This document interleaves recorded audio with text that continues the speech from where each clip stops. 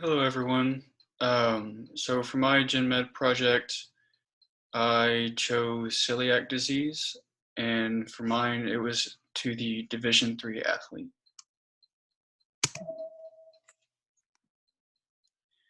So what is celiac disease? Celiac disease is basically a immune disease that is passed down through genetics, and so it's kind of like a gluten intolerance, but more severe. And so whenever somebody with celiac disease um, takes in gluten throughout their diet, it ends up affecting their small intestine. And if you look at the picture, this is this is what like a small biopsy would look like. On the left would be the normal, and it has all the long villi and everything. And then on the right is obviously the damaged because they've been worn down, and it affects about 1% of the population, and all of that 1% is found among the Caucasian race. So for prevention, unfortunately, celiac disease cannot be prevented since it is a genetic condition, but there are ways you can manage it, and I'll get to that here in a little bit.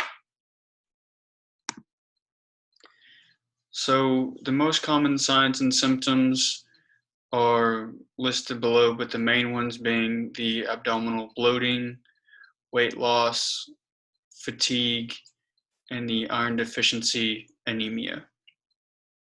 There's a lot more signs and symptoms, but I wasn't going to list them all because there was too many. So celiac disease is pretty weird because there's not like a set time when it will present itself. Some people will end up developing this condition as a child, and some could develop it when they're 27, 36.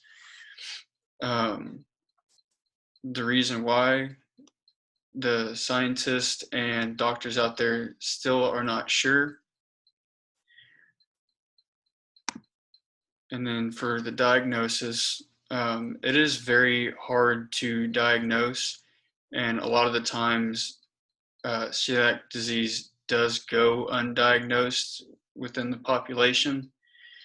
Um, but basically, in order for the diagnosis to occur, they need to go on the gluten-free diet and see what their signs and symptoms do.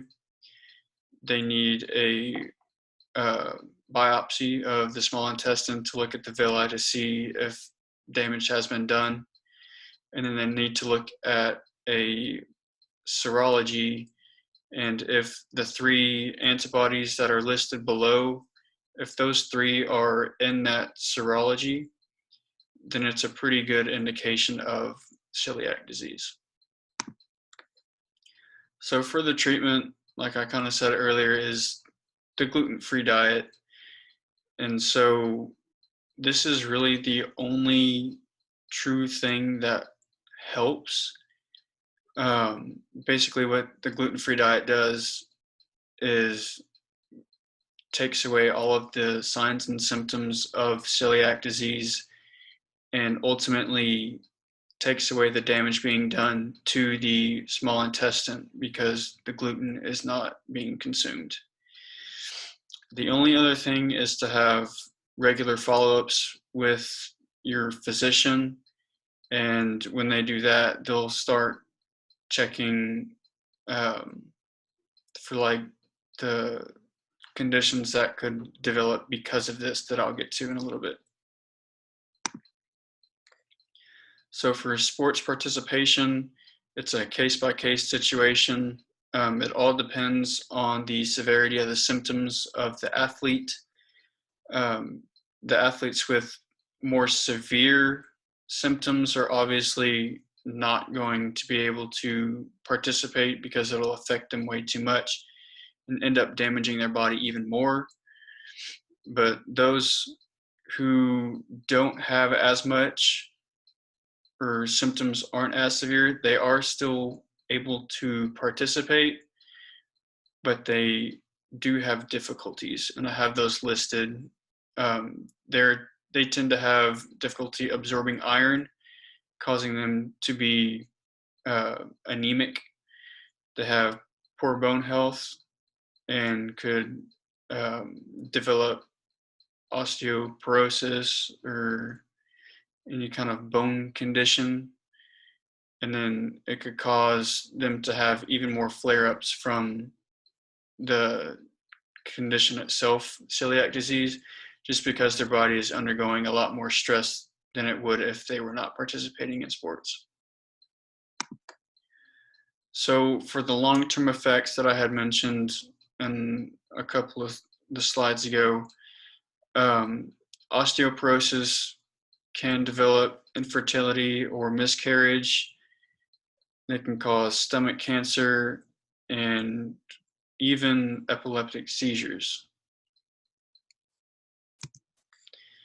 Here are my references, and thank you for listening.